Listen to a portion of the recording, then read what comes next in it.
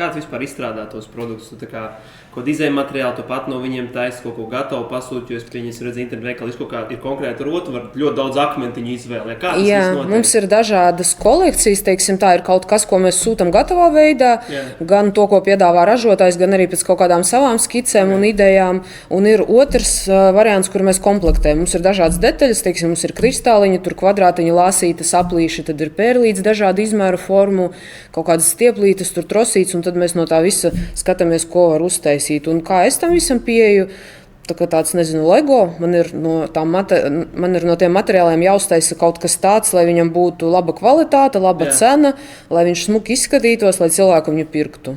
Un tad tur ir no 5 pērlītēm, tad tur cik tās kombinācijas var būt. Tu arī sāki jau pašā sākumā, abus, kad ir jau nodefinētais? Nē. Tas viss sākās kaut kā tādā pašplūsmā. Es aizbraucu uz akmeņu veikalu, mums te bija uz Čaku ielas 1, man liekas, viņš joprojām vēl tur ir.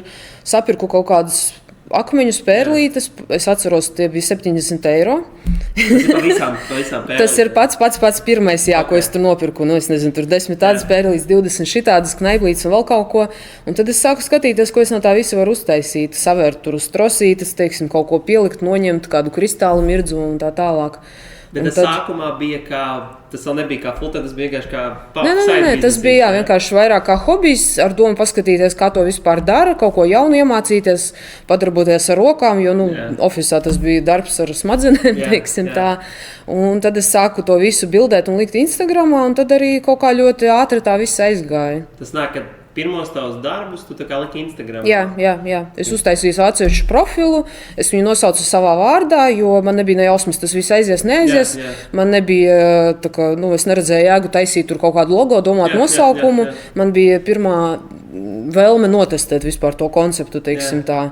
Un kāpēc savu vārdu es ieliku, jo es no tā profila piesakojos visiem saviem draugiem un paziņām, tad, lai viņi atsaka atpakaļ. Jā, vismaz paziņas, tur radus draugus un tā tālāk, Un tā arī bija tie pirmie pasūtījumi? Vai viņi bija tik zinām, ka viņi vienkārši tev privāti rakstīja? Nē, viņi rakstīja uz to profilu, uz Nelegems, bet, es atceros pašu pirmo klientu, kas nebija, no draugiem, no paziņām. Bija kaut kāda meitene, kas strādāja frizētavā, un tad es pie viņas atnācu uz to frizētavu un iedevu to rotiņu viņai rokās, Okay. Un kurā brīdī tu saprati, ka viss tu ej no savu ofisu darbu prom? Un kad, Man šķiet, ka pagāja kaut kāds gads vai pusotrs. Es diezgan daudz apvienoju tos darbus, un tad vienā brīdī es sapratu, ka man ir jāizlemj, jo es vienkārši nevaru. Es cēlos 6, tad man bija kaut kāds pāris rīta stundas, kad kaut ko padarīt. Tad es braucu uz darbu, tur no 9 līdz 6. Pusdienlaikā es kaut kur skrēju, vakarā. Bet vienā brīdī bija par daudz jau visu. Un es sapratu, ka es varu tam pamatdarbam veltīt gana daudz resursu un nedz arī tam savam biznesam. Un tad es domāju kaut kādu mēnesi, pusotru, un tad es tomēr izlēmu mesties tajā. Tas nāk no sākšanas pagaid tikai pusotrs mēnesis, kad tas viss... Nē, pusotrs gads. Īstenībā vajadzēja ātrāk, bet kad nav bijis tas savs biznes, vienmēr liekas, ka tas fiksētais ienākums ir drošāks kaut kādā ziņā. Jā, varbūt viņš ir ierobežots, bet viņš ir garantēts. Es sapratu tev. Jā.